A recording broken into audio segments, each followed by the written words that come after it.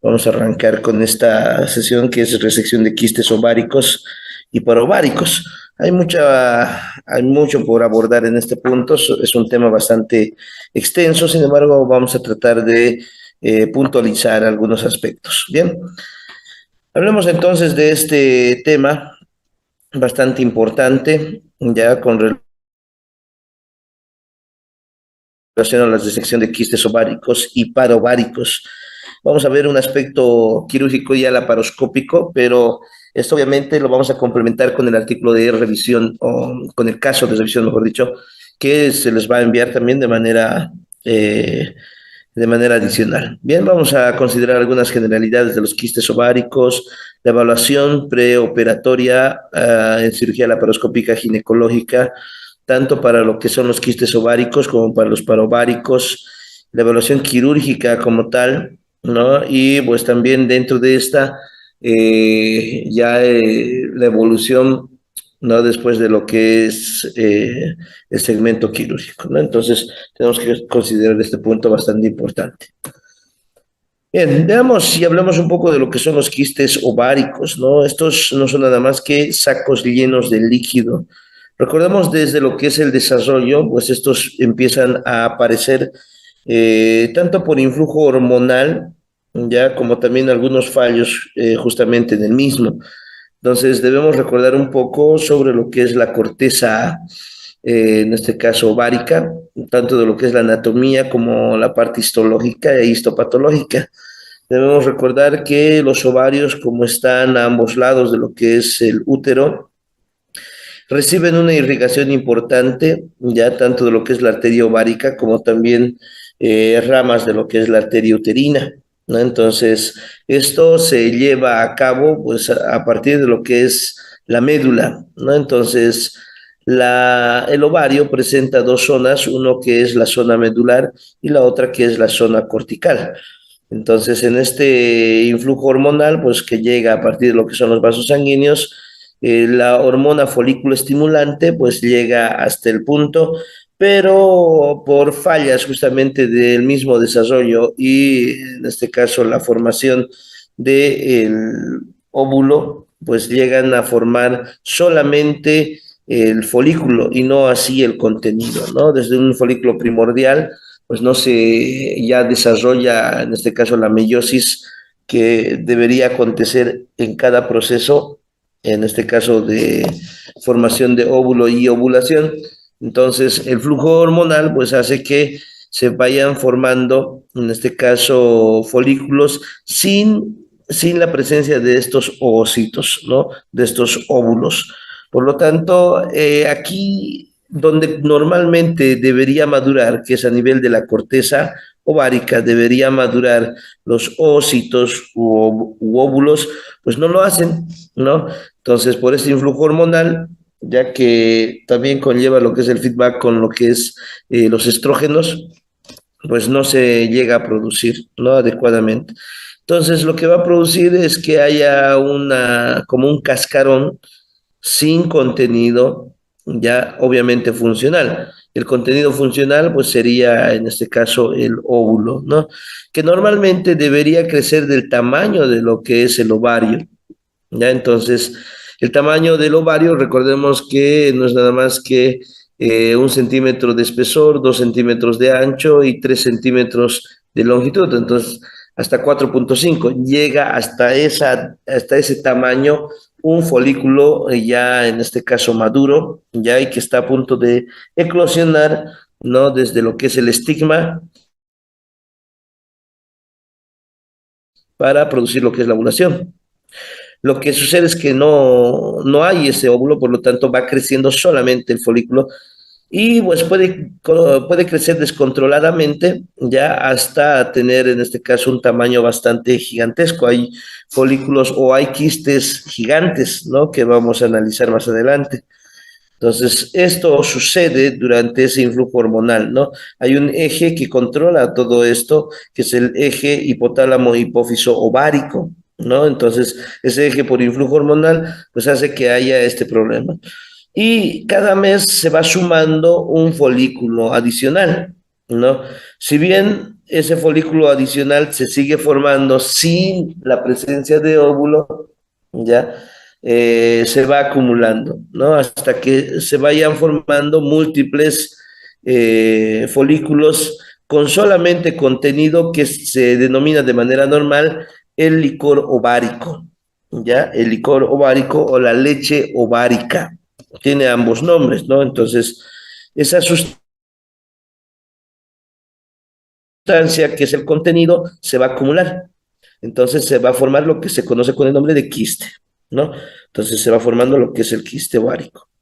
¿Qué tipos de quistes pueden existir? ¿No? Hay quistes funcionales que se forman durante el ciclo menstrual, ¿no? Esto incluye lo que son los quistes foliculares y del cuerpo lúteo.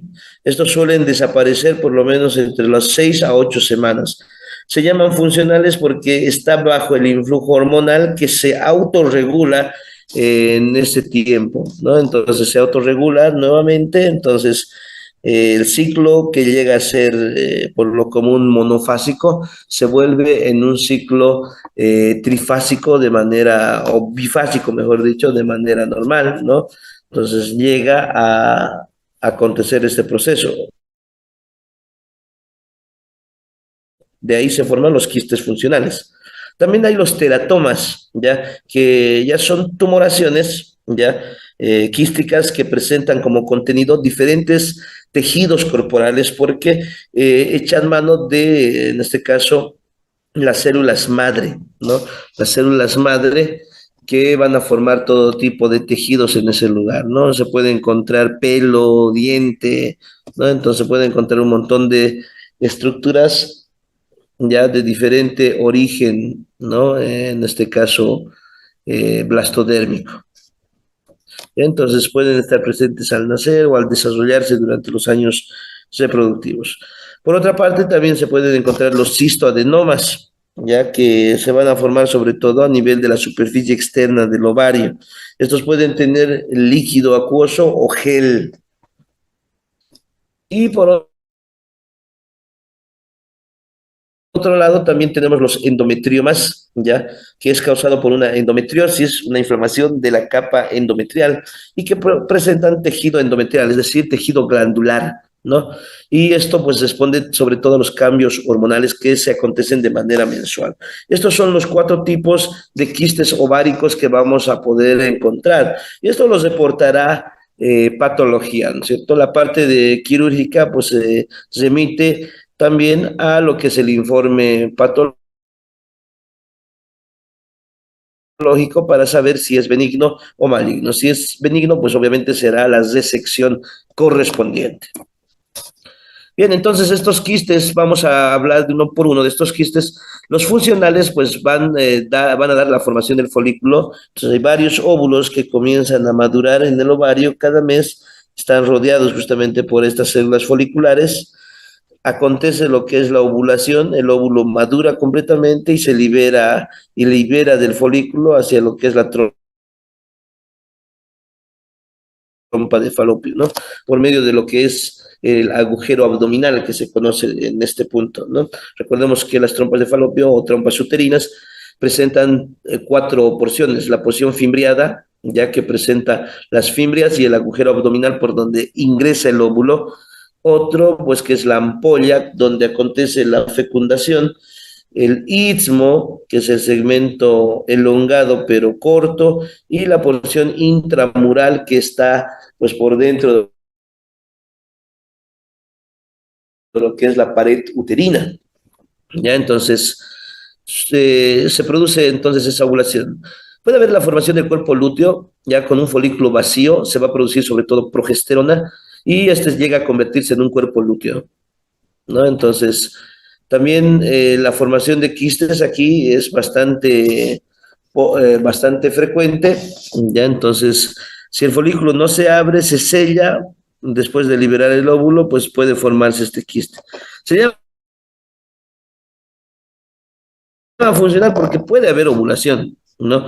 Pero no hay la degeneración adecuada de este cuerpo lúteo. De ahí, en este caso, que se lo denomina como quiste funcional.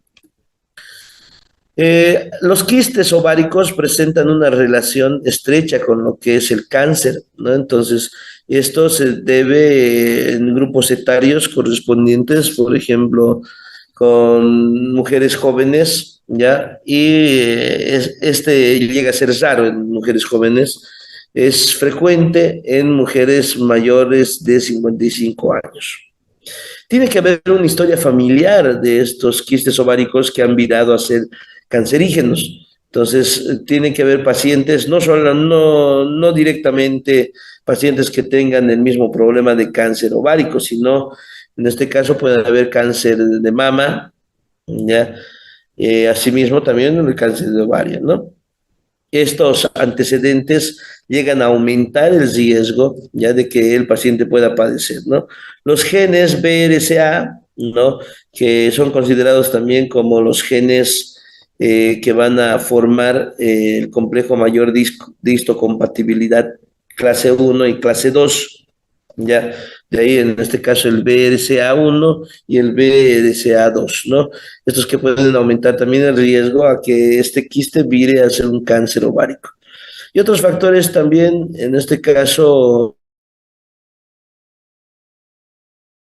la nuliparidad, ¿ya? La menstruación temprana, una menarca temprana, o en este caso, una menarca promiscua, y la menopausia tardía, que son los factores de riesgo importantes.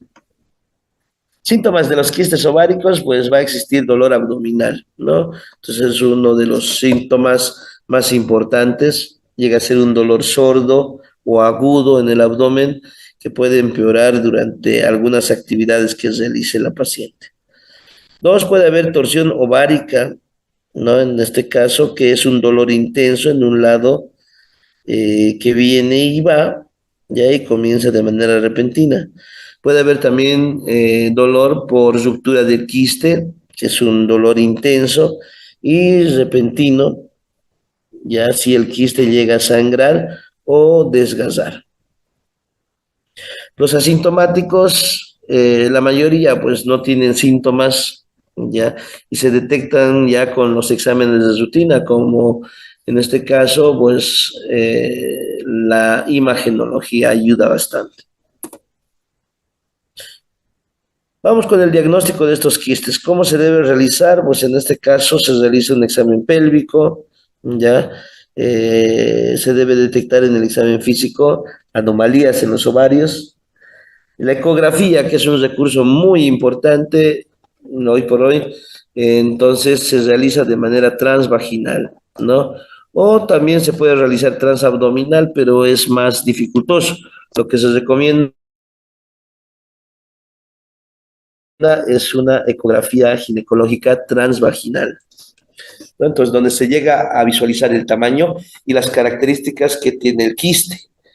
El análisis de sangre también es importante si se miden marcadores tumorales como el CA-125. Y la evaluación especializada es muy importante. Para eso hay una especialidad y una subespecialidad, ¿no? La especialidad es ginecología obstetricia y la subespecialidad que aborda estos casos complejos es en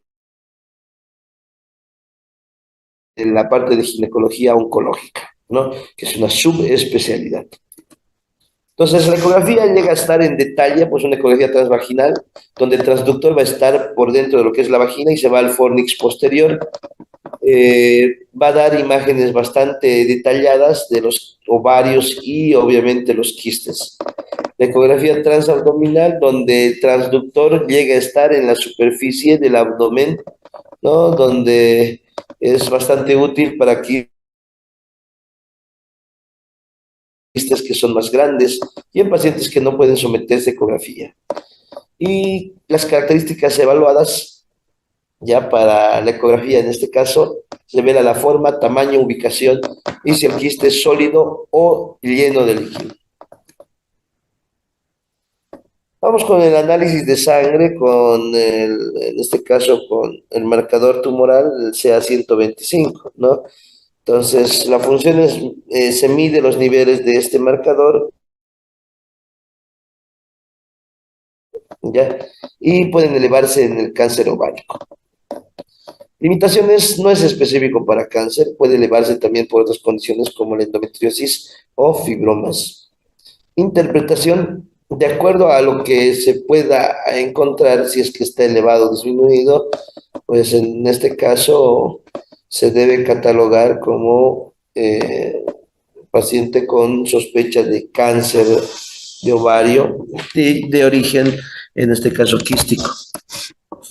Entonces, hay pruebas que miden varios marcadores, además del CA 125. Opciones de tratamiento, pues puede haber una espera vigilante, un seguimiento con ecografía repetida, la cirugía mínimamente invasiva, que es la laparoscopía, sobre todo para quistes benignos, con algunas pequeñas incisiones y recuperación rápida. Y la cirugía abierta, donde se debe abrir en el segmento, se debe hacer una diéresis del lugar, y esto sobre todo es más importante para quistes muy grandes o sospechosos de cáncer. También se puede realizar la cistectomía versus la ovidectomía o oferectomía, también se conoce por ese caso. Entonces puede haber una controversia en este punto. Cuando se extrae el quiste, ya, o del ovario de manera completa, según sea el caso, ¿no? Entonces, hay ese tratamiento de una cistectomía y una ovariectomía, que sería la oferectomía. Bien, la cirugía mínimamente invasiva, no estamos hablando de la laparoscopia. Se realiza en pequeñas incisiones para introducir, obviamente, los comandos que vas a utilizar, ¿no? Entonces se introduce el BRES, ¿no? Se introduce, en este caso, los canales de acceso. Entonces el cirujano visualiza la pantalla, ¿no? Visualiza los órganos en la pantalla y extrae el quiste con instrumentos especializados. De manera, en este caso de los beneficios, tenemos que ver cuál de estos ha tenido menor tiempo en el hospital, ¿no? Entonces, dentro de estos, el beneficio importante de esta cirugía mínimamente invasiva es la menor cantidad de tiempo hospitalario, menos dolor y pues la recuperación también es veloz.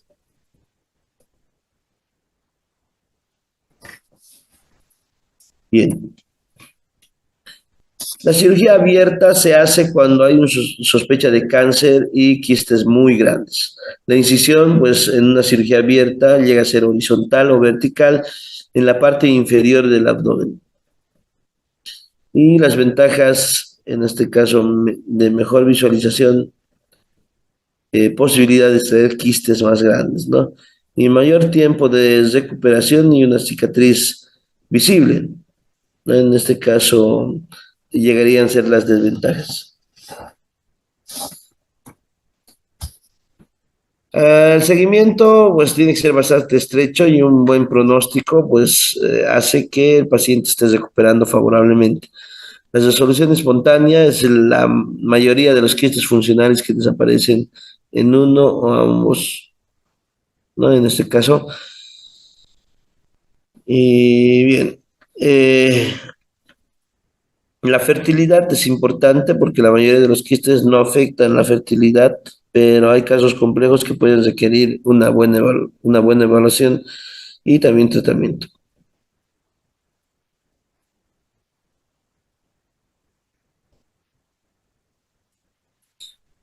Bien, veamos ahora algunas conclusiones al respecto. Pues la prevalencia en este caso es común y generalmente es benigno. El manejo sin tratamiento, pero algunos...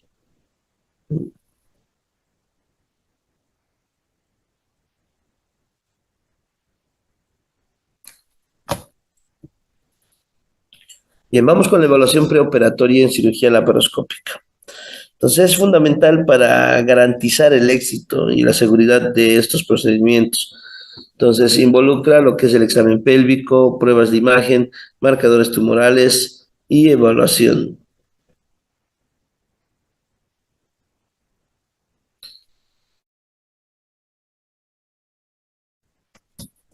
Bien, vamos con el examen pélvico, que es una inspección visual.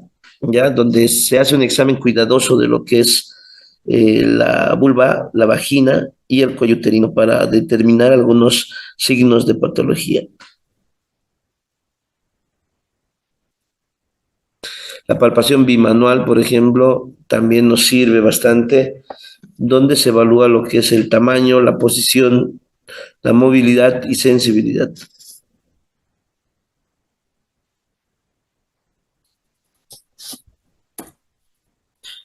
Bien, algunas pruebas de gabinete también son importantes, entre ellas la ecografía, ¿no? El ultrasonido, ultrasonografía. Entonces, como es no invasiva y segura y de bajo costo, entonces es valiosa sobre todo para la morfología y la vascularización.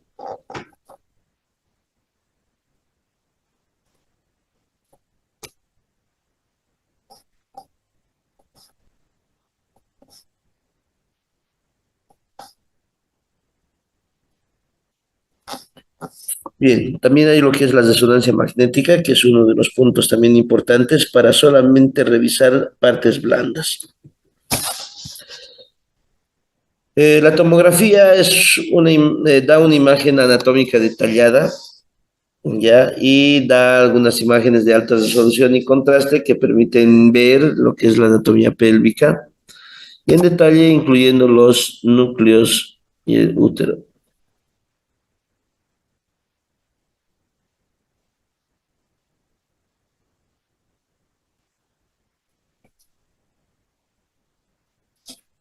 Muy bien. Veamos entonces, los marcadores tumorales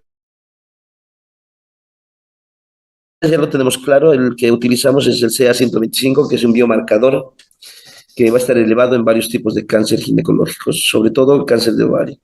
Mide los niveles de proteína en sangre, ¿ya? Que puede indicar justamente cáncer, ¿no? La utilidad clínica es que da diagnóstico y seguimiento y monitoreo. Y algunas limitaciones es que no es específico de cáncer, ¿no? Puede estar elevado en condiciones benignas como endometriosis, cirrosis hepática y enfermedad inflamatoria pélvica.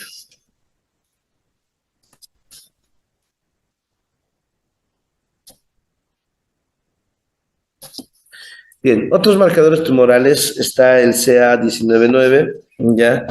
Que también incluye lo que es el ovario, el páncreas, el hígado, a nivel gastrointestinal y ayuda de monitorear, en este caso, la evolución de estos tumores. El E4 es un marcador específico para cáncer de ovario.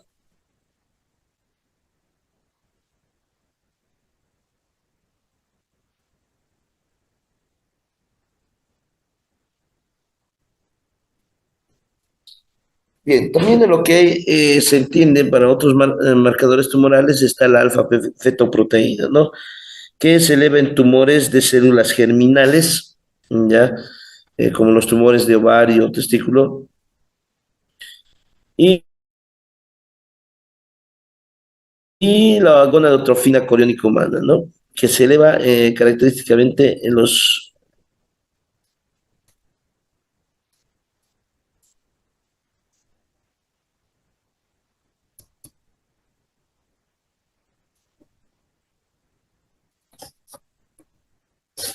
Bien, vamos a ver en este caso la evaluación de la función ovárica ahora. Hay exámenes hormonales que se llaman dosificación de hormonas, ya para lo que es la FSH, LH, estradiol y progesterona. Por otra parte, también se puede utilizar la ecografía ovárica, ya para el recuento de los folículos antrales y la prueba de la estimulación ovárica, ya, esto con gonadotrofinas. El riesgo de cáncer, pues en edad avanzada hay mucho riesgo, ¿no? Aumenta también con la edad.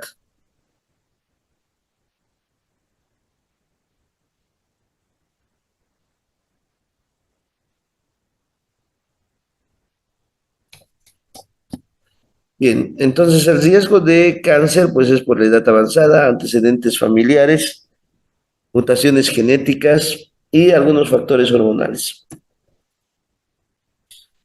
¿Cómo se hace para el estudio de estos pacientes? Pues un examen pélvico, ya una prueba de imagen, marcadores tumorales, función ovárica, ya y el riesgo de cáncer, pues está totalmente marcado bajo estas condiciones.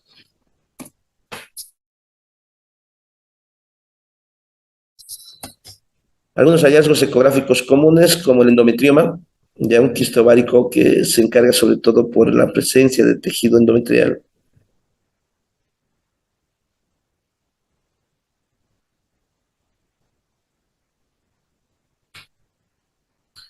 Bien, entonces estos hallazgos ecográficos pueden ser un endometrioma, el síndrome de ovario poliquístico, que está bastante estrecho, y el quiste de ovario simple, ¿no? Entonces puede haber una estructura quística unilocular de contenido anecoico en este punto. Los hallazgos en resonancia magnética también es importante, ya porque va a poder determinar quistes simples, complejos o sólidos, hemorragia intracavitaria, masas anexiales sólidas. Y pues también en este caso vamos a revisar alguna integración de los hallazgos, como la ecografía, resonancia.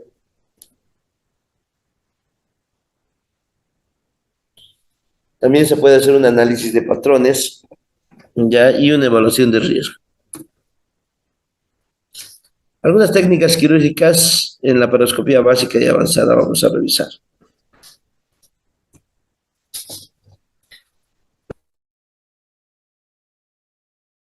La reparación de un paciente es cuando el consciente informado.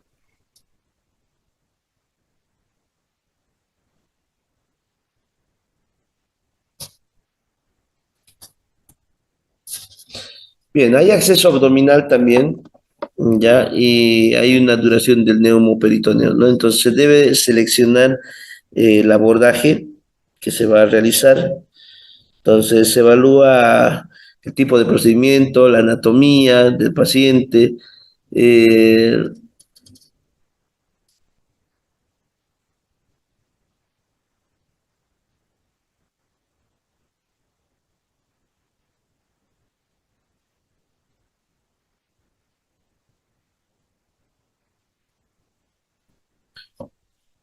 Bien, estos accesos abdominales, pues tenemos que saber lo que es el abordaje que vamos a realizar. Por este punto, pues obviamente suponemos que es el laparoscópico.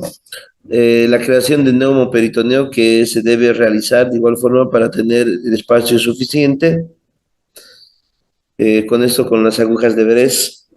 Y la colocación de trócares como tal, ¿no? Una visión directa, se introduce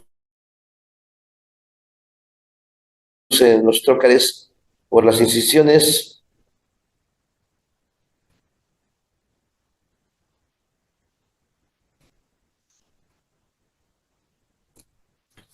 Bien, vamos con alguna identificación de algunos separos anatómicos. Se debe tener una exposición del campo quirúrgico, ya que es el primer paso. En este caso, pues se debe ubicar estructuras anatómicas relevantes como los ovarios, trompas de falopio, útero. Se visualiza de manera laparoscópica y la cámara de laparoscopía pues permite sobre todo al médico cirujano obtener una misión ampliada. Y las técnicas de disección, ¿no? Que pueden ser utilizadas de manera cuidadosa.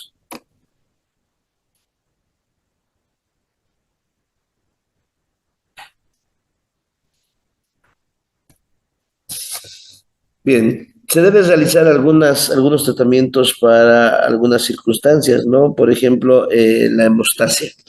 Entonces, tiene que haber una identificación y control del sangrado, ¿ya?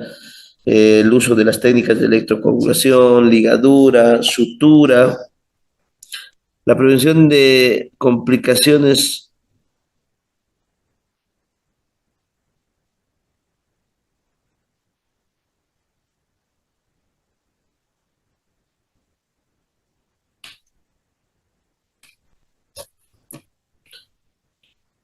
Bien, también se debe realizar alguna prevención de complicaciones intraoperatorias, ¿ya? Entonces, lo que debemos realizar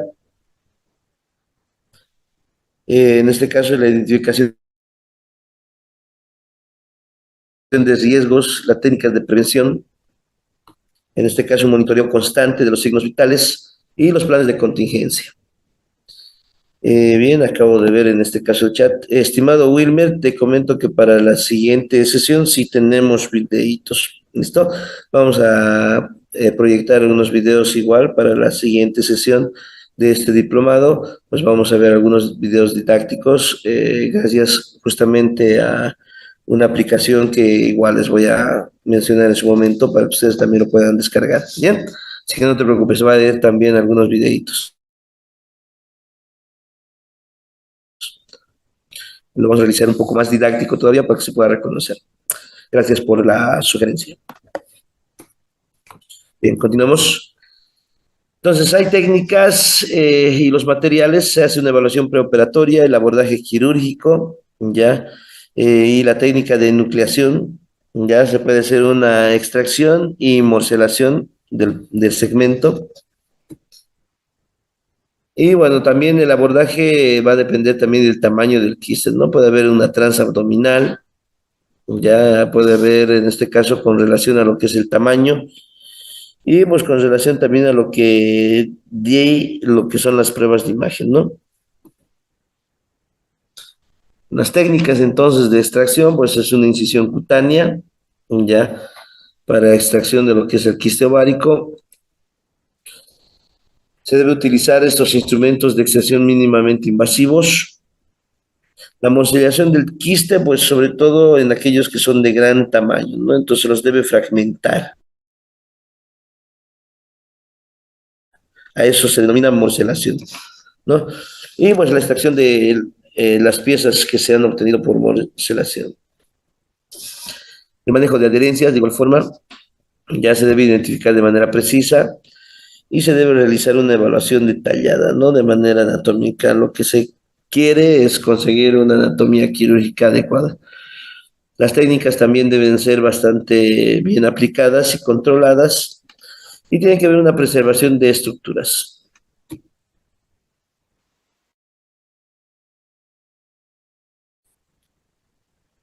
Entonces vamos a ver enseguida lo que es algunas técnicas y bueno, lo que tenemos que hacer es identificar y lo que es diseccionar lo que es el quiste, ¿no? Al momento de identificar, pues el primer paso llega a ser de manera cuidadosa, ya para saber si es ovárico o paraovárico. Y pues el corte, o bueno, en este caso lo primero, antes de lo que es el corte y demás y el abordaje, se realiza una inspección visual, ¿no? Y la palpación minuciosa de las estructuras anexiales. La disección del quiste, pues se procede a la disección cuidadosa, ¿ya?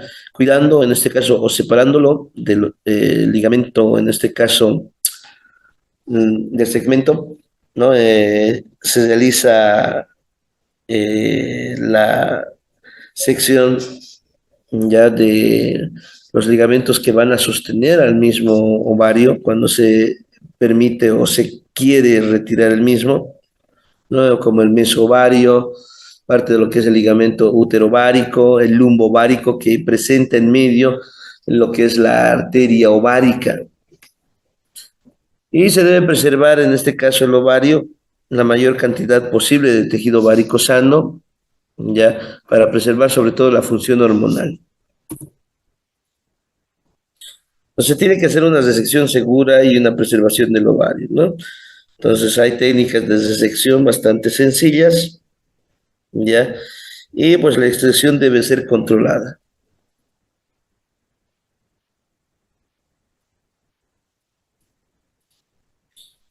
Vamos con algunas estrategias. Vamos con algunas estrategias. Permítanme un momento, por favor.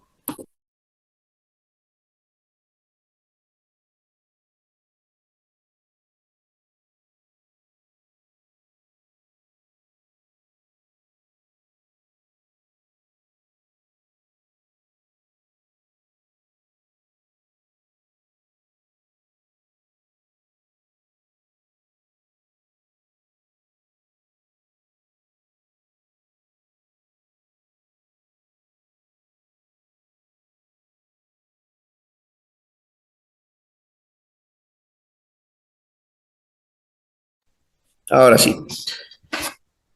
Entonces, hay algunas estrategias quirúrgicas con un enfoque laparoscópico para estos quistes ováricos, ya sean pequeños o grandes. Entonces, los quistes ováricos asintomáticos, pues el abordaje laparoscópico, pues debe considerarse como una opción bastante acertada en este punto. Si hay síntomas resistentes, persistentes en este caso, también la laparoscopía es uno de los puntos importantes, ¿ya? Si hay sospecha de malignidad y pues también de acuerdo a lo que es el tamaño del quiste, ¿no? Si es un quiste gigante, pues obviamente se puede hacer lo que es la morciliación, ¿ya? Y se puede extraer por medio de lo que es la parte laparoscópica. Y bueno, se debe exponer lo que es el quiste, se debe visualizar, ya se debe hacer un drenaje y aspiración del contenido, eso para reducir sobre todo el tamaño que presente y se debe extirpar, ¿no? Entonces, hay una insuflación peritoneal y se debe posicionar adecuadamente al paciente, ¿no? La posición que se prefiere es la de Trendelenburg invertida, ¿ya? Se debe colocar lo que son los trócares y pues se debe exponer a lo que es el quiste. Se hace un drenaje y posteriormente la extracción del quiste para luego lo que es la resección y la hemostasia. Entonces, hay algunas consideraciones intraoperatorias y hay complicaciones en el manejo laparoscópico. Esas estrategias pues tienen que ser bastante cuidadosas para evitar las lesiones, sobre todo las hemorragias, ¿no? Transoperatorias que se deben evitar al máximo, ¿no? Hay en este caso estructuras vasculares importantes alrededor de lo que es el ovario, ¿ya? Entonces que se deben identificar adecuadamente. Si hay un sangrado que no se puede controlar adecuadamente, entonces la cirugía laparoscópica puede convertirse o puede virar a una cirugía abierta, ¿no? Entonces es que existe esa complicación mayor, ¿no? Entonces también debe haber un manejo de los quistes rotos, ¿ya? Esto para evitar derrames y contaminación de lo que es la cavidad peritoneal. Bien, entonces tiene que haber un buen enfoque laparoscópico para este punto. Y asimismo para lo que son los quistes laparoscópicos, en este caso los quistes paraováricos. Entonces la indicación, pues en este caso son aquellos sintomáticos con dolor pélvico, ya o masa palpable. La evaluación se realiza por medio de lo que es el estudio ecográfico, ya para determinar el tamaño, la localización. Y la técnica, pues básicamente es un abordaje laparoscópico con disección de manera cuidadosa, ¿no? Porque recordemos que es paraovárico, ¿no? Entonces significa que está en relación también con estructuras vecinas de la pelvis. Entonces, ¿cuándo se considera un procedimiento, una conversión a procedimiento abierto? ¿No? En este caso, cuando hay complicaciones, ¿no? Por lo común, la hemorragia incontrolable, que es una de las principales que se tiene. Entonces, la técnica quirúrgica, pues para procedimiento abierto, pues se hace ya la incisión abdominal, ya sea transverso o vertical, se accede a cavidad pélvica y pues se visualiza el quiste. Se debe extirpar de manera cuidadosa y se debe tener precaución, ¿no? En no desarmar el contenido. Recordemos que ese contenido permite una irritación peritoneal, entonces esa irritación peritoneal puede complicar el segmento. Recordemos que cualquier irritación peritoneal suele, en este caso, virar a ser un plastrón, ¿no? En el segmento. Algunas ventajas y desventajas, pues en este caso tiene que haber indicaciones precisas para la conversión a hacer una cirugía abierta, ¿no? La hemorragia incontrolable o algunos hallazgos técnicos, ¿no? Que puedan imposibilitar a continuar lo que es el abordaje laparoscópico, ¿no? Ya sea en este caso alguna lesión de los instrumentos, ¿no? También puede haber en este caso, falla o ruptura de estos instrumentos, ya que se utilizan dentro de lo que es la parte laparoscópica, ¿no? La misma torre de la laparoscopía pues puede ir fallando en el sistema, entonces no logrando así una buena imagen, una buena visualización. Entonces debe tener también un dominio de técnicas ya para poder virar de un laparoscópico hacia lo que es un abierto. Las desventajas es el tiempo quirúrgico, ¿no? Siempre el contraste entre una abierta y una laparoscópica es el tiempo quirúrgico, ¿no? Y asimismo la incisión, la herida que se va a realizar al paciente, ¿no? Es una incisión más grande, ¿ya? Y pues que conlleva un mayor riesgo de complicaciones y prolongación en la recuperación. Los criterios van a ir de acuerdo a la evaluación que se tenga al paciente, los estudios de imagen y la comunicación con lo que es el paciente. Algunas complicaciones durante la cirugía laparoscópica, ya entonces vamos a ir revisando. Sangrado excesivo, formación de coágulos y shock hipovolémico, ¿no? Son de los más importantes, dentro desde el punto de vista de la hemorragia. Lesión intestinal, ¿no? Entonces puede haber una lesión, eso por la entrada inadvertida de lo que es el trocar. Puede haber dolor abdominal, distensión, signos de irritación peritoneal, salida de contenido intestinal que puede contaminar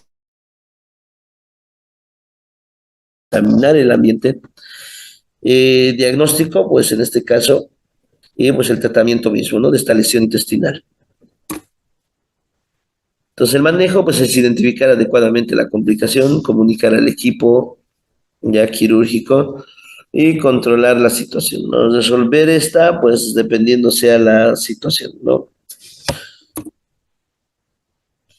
Las complicaciones postoperatorias, sobre todo, se refieren a lo que es la infección y la formación de adherencias, ¿no? Entonces, hay los tipos de infección más comunes, ya llegan a ser las urológicas y las intraabdominales. Factores de riesgo, una edad avanzada, obesidad, diabetes, inmunosupresión y cirugías prolongadas, ¿no? Entre lo que son signos y síntomas, pues fiebre, dolor, eritema, calor y exudado purulento de la herida. La prevención, pues, es una profilaxis antibiótica, una técnica séptica cuidadosa y un cierre adecuado de la herida quirúrgica. Las adherencias pueden ser, en este caso, de tejido cicatricial.